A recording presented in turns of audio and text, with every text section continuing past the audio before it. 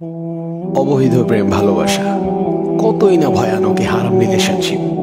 আপনি 5 ওয়াক্ত সালাত আদায় করছেন, রুটিন করে নিয়মিত কোরআন তেলাওয়াত করছেন, আপনি পর্দা করছেন, রাসূল সাল্লাল্লাহু আলাইহি ওয়াসাল্লামের সুন্নাহ মেনে চলছেন, নিয়মিত কতই না দোয়া করে যাচ্ছেন, আর এর পাশাপাশি আপনি কন্টিনিউ করে যাচ্ছেন একটি হারাম রিলেশনশিপ অর্থাৎ জিনা, যা হচ্ছে কবিরা গুনাহ।